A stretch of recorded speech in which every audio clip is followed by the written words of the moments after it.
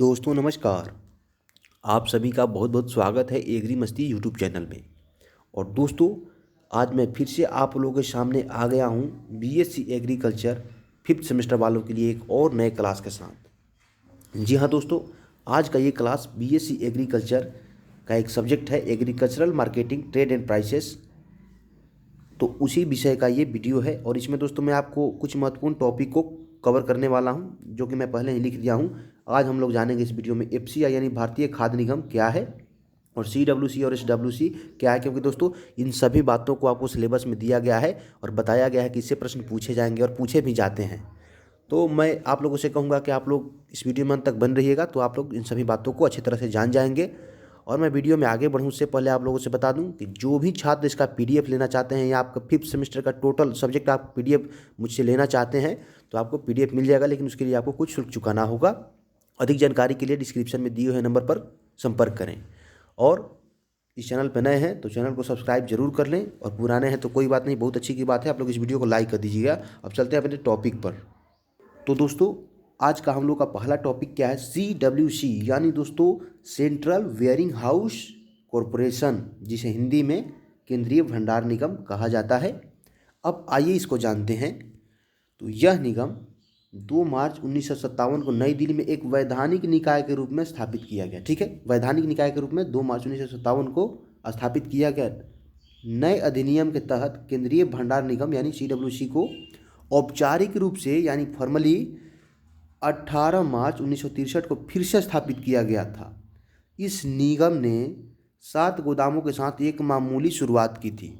अब दोस्तों यहाँ पे समझ लीजिए, आपसे पूछा जाए केंद्रीय भंडार निगम के बारे में तो आप लोग 3 नंबर वाले प्रश्न में इसे पूछा जा सकता है लघु उत्तरीय में। तो आप लोग बस इतना लिख दीजिएगा और इसके बारे में खुद से कुछ आप लोग घुसेड़ दीजिएगा तो आपको नंबर मिल जाएंगे। ठीक है, यहाँ समझ लीजिए यह निगम 2 मार्च 1957 को नई दिल्ली में एक वैधानिक निकाय के रूप में स्थापित किया गया। नए अधिनियम के तहत केंद्रीय भंडार निगम को औपचारिक रूप से 18 मार्च 1963 को स्थापित किया गया था और इस निगम ने 7 गोदामों के साथ शुरुआत की थी। ठीक है, यहाँ तक तो क्लियर है। अब दोस्तों देखते हैं सीडब्ल्यूसी के कार्य। ठीक है, ये जानना बहुत ज़रूरी हो जाता है दोस्तों, क्योंकि भाई स्थापना तो हो गया, इसका कार्य क्या है तो अब मैं आपको बताता हूँ। पहला कार्य यहाँ पे दिया हुआ है, भारत में उपयुक्त स्थानों पर गोदामों और गोदामों का अधिग्रहण और निर्माण करना। जैसे ये दोस्तों ये जो संस्था है CWC central wearing house corporation, इसका काम क्या था, भारत में उपयुक्त स्थानों पर गोदामों का निर्माण करना और गोदामों पर अधिग्रहण करना था। ठीक है,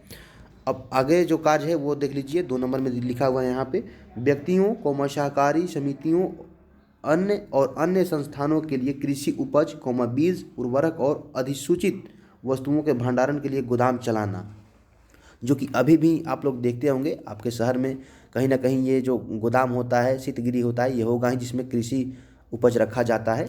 तो सीडब्ल्यूसी का भी यही कार्य था, कृषि उत्पादनों को रखने के लिए वो क्या करता था, एक जैसे मकान टाइप का बना देता था जिसे गोदाम कहा जाता है रखने वाले भंडारण को। तो ये उसका निर्माण करना यानी गोदामों का निर्माण करना ही सीडब्ल्यूसी का कार्य था। और आगे है तीसरा कार्य, उपरोक्त वस्तुओं की खरीद बिक्री भंडारण और वितरण के लिए सरकार के एजेंट के रूप में कार्य करना। जैसे ये जो एजेंसी थी सीडब्ल्यूसी, ये सरकार के एक एजेंट थी और ये एजेंट का काम था कि किसानों से फसलों को खरीदना। ठीक है, और चौथा काम देख लीजिए, इसका क्या काम था चौथा, इस उपरोक्त वस्तुओं के परिवहन के लिए सुविधा की व्यवस्था करना भी इसका काम था। और राज्य भंडार निगमों की शेयर पूंजी की सदस्यता लेने के लिए और इस तरह के अन्य कार्य करने के लिए अधिनियम के तहत निर्धारित किया गया था। ठीक है, और आगे बढ़ते हैं और अब जानते हैं दोस्तों आज का सबसे इंटरेस्टेड टॉपिक एफसीआई यानी फूड कॉरपोरेशन ऑफ इंडिया, जिसे हिंदी में भारतीय खाद्य निगम कहा जाता है। और इस प्रश्न को 100% पूछा ही जाएगा, इसलिए जो छात्र इस वीडियो को यहाँ तक देख रहे हैं उनके लिए तो भाई बहुत अच्छी की बात है, ये वो लोग समझिए कि इसको धड़ाक से उड़ा देंगे परीक्षा में आएगा तो। और जो भाई नहीं देखेंगे, वीडियो को बीच से छोड़कर चला जाएंगे, तो भाई वो लोग तो खुद से खुद को धोखा दे रहे हैं, उनको क्या कहना। वो लोग पेपर में बैठकर पंखा गिनेंगे, जिस टाइम बैक लगेगी उस टाइम सोचेंगे कि भाई उसी टाइम पढ़ लेना चाहिए था। अब चलिए जानते हैं अपने टॉपिक को बढ़िया से, भारतीय खाद्य निगम को। ठीक है, क्योंकि ये बहुत इंटरेस्टेड टॉपिक है। तो सबसे पहले देखिए यहाँ पे, देश के वर्तमान सामाजिक आर्थिक वातावरण में समाज के कमजोर वर्गों को उचित मूल्य पर खाद्यान्न का समान वितरण सुनिश्चित करने की दृष्टि से खाद्य अर्थव्यवस्था का कुशल प्रबंधन आवश्यक है। ये तो भाई ज़रूरी सही बात है। देश में ऐसे ऐसा एजेंट चाहिए जो कि खाद्य वस्तुएं हैं उनकी जो रेट है वो ऐसे सामंजस्य स्थापित करके रखे जिससे कि गरीबों को भी आसानी से मिल सके। यहाँ तक तो ठीक है दोस्तों। अब आगे देखते हैं। सरकार ने एक ऐसे संगठन का आवश्यकता महसूस की जो खाद्यान्नों को संभालने के लिए अपनी मुख्य एजेंसी के रूप में कार्य कर सके। निजी व्यापारियों की सट्टा गतिविधियों के लिए प्रतिकारी बल के रूप में खाद्यान्न व्यापार में एक कमांडिंग स्थिति प्राप्त कर सके और साथ ही साथ वाणिज्यिक स्तर पर काम कर सके। दोस्तों एफसीआई का यहाँ पे जो सरकार सोची कि क्यों ना एक ऐसा एजेंसी बना दिया जाए जिसके तहत क्या हो, जो भी बिचौलिए होते हैं, आड़तीय होते हैं, जो किसानों से अनाज को खरीद लेते हैं अरे गहरे दाम पे और उसको रेट बढ़ाकर मनमानी करके बेचते हैं, उस पर कंट्रोल क्यों ना किया जाए। तो इस बात को सरकार ने महसूस किया और महसूस करने के बाद सोचा सरकार कि चलिए एक एजेंसी बनाते हैं। वो एजेंसी था आपका एफसीआई। आइए इसके बारे में विस्तार से जानते हैं। और तो सबसे पहले देखिए, यहाँ तक तो हम लोगों ने जान लिया वाणिज्यिक पर काम कर सके। ठीक है दोस्तों, ये जो एग्रीकल्चरल फाइनेंशियल भी वर्क था वो भी इसी के अकॉर्डिंग आता है। अब देखते हैं 1964 के अंत में संसद ने खाद्यान्नों के व्यापार के सरकार के कार्य को सार्वजनिक क्षेत्र में स्थानांतरित करने का निर्णय लिया। संविधान बनाया गया था और भारतीय खाद्य निगम का जन्म यानी भारतीय खाद्य निगम का स्थापना 1 जनवरी 1965 को हुआ। दोस्तों आप लोग इस तारीख को याद कर लीजिए, क्योंकि दोस्तों अगर आप लोग एफसीआई के बारे में पेपर में कुछ भी लिखते हैं और जो ईस्वी वाले जो डेट वगैरह हैं उसको सटीक लिखते हैं तो प्रोफेसर जो कॉपियाँ चेक करते हैं उनको पता होता है कि नहीं स्टूडेंट कुछ तो जान रहा है, इसलिए आपको नंबर मिल जाता है। ठीक है, अब ऐसा नहीं कि पूछ रहा है एफसीआई के बारे में आप लिख रहे हैं कुछ तो नंबर मिल जाएगा, ऐसा नहीं है। जो इंपॉर्टेंट आंकड़े होते हैं उसको आपको याद करना होता है। तो आप लोग याद कर लीजिए। सबसे इंपॉर्टेंट चीज़ यहाँ पे आपको देखने को यही मिला कि एफसीआई का स्थापना 1 जनवरी 1965 ईस्वी को हुआ था। ठीक है, अब दोस्तों इसका उद्देश्य देखिए। हालांकि इसका उद्देश्य तो सरकार को महसूस हुआ तभी तो इसका स्थापना हुआ, लेकिन चलिए इसके उद्देश्य को भी जान लेते हैं, क्योंकि अगर आपसे दीर्घोत्तरीय प्रश्नों में पूछा जाए तो भी आप इसके उत्तर आसानी से चुटकियों में दे देंगे। अब बात करते हैं उद्देश्य का। तो देखिए यहाँ पे किसानों के हित की रक्षा के लिए प्रभावी मूल्य समर्थन अभियान, जो कि आज भी किसानों का मांग भी है और कहीं कहीं जो सरकार है, राज्य सरकारें हैं, वो अपने कुछ फसलों के लिए एमएसपी लागू करती है, तो इसी के लिए इसको बनाया गया था। ठीक है, और सार्वजनिक वितरण प्रणाली के लिए पूरे देश में खाद्यान्नों का वितरण। सार्वजनिक वितरण प्रणाली दोस्तों वो होता है जैसे कोटेदार या डीलर जो होते हैं सरकारी, वो गांव में अनाजों को डिस्ट्रीब्यूशन करते हैं, जिसे कोटेदार या डीलर वगैरह भी कहा जाता है। तो एफसीआई का काम यही था कि किसानों से अनाज खरीदें और अनाज को इकट्ठा करें, उसके बाद जो भी कोटेदार हैं उनको बेचें ताकि वो गरीब आदमियों को सस्ते रेट पे अनाज का वितरण कर सके, जिससे गरीबों का भी पेट आसानी से चलता रहे।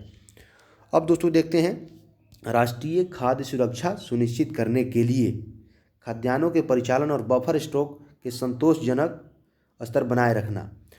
सही बात है दोस्तों, राष्ट्रीय खाद्यान्न सुरक्षा सुनिश्चित करने के लिए भी इसका स्थापना किया गया था। इसका उद्देश्य भी वही था, राष्ट्रीय खाद्य सुरक्षा को सुनिश्चित करना और बफर स्टॉक में संतोषजनक स्तर बनाए रखना भी इसका उद्देश्य था, ताकि कोई प्राइवेट व्यापारी आड़तीय सब अनाज को इकट्ठा करके मनमानी न करे।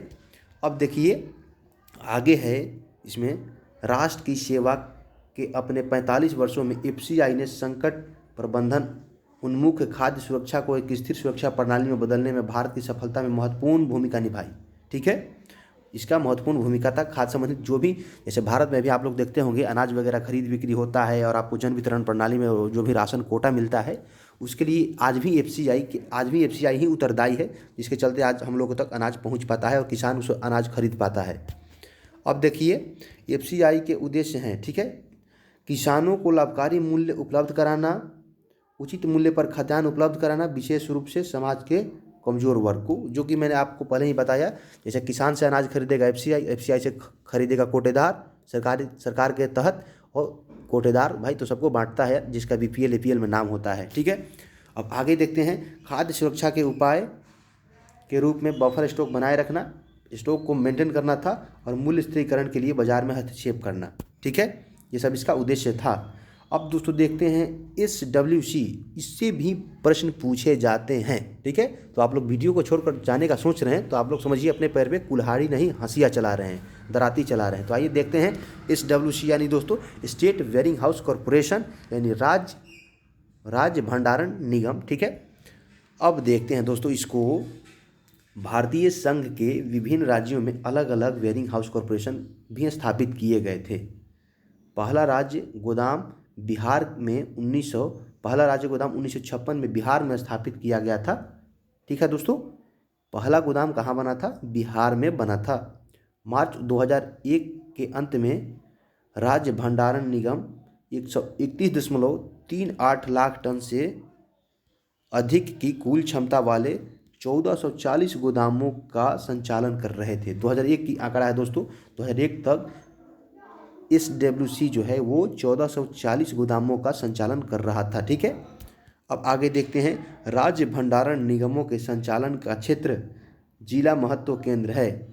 दोस्तों, राज्य भंडारण संचालन का जो क्षेत्र है वो जिला में होता है। ठीक है, हर जिले में उसका केंद्र बनाया जाता है जहाँ से डिस्ट्रीब्यूशन होता है कोटेदारों के पास, क्योंकि चूँकि ये जो SWC था वो भी भंडारण से रिलेटेड था, तो उसी से रिलेटेड ये भी है।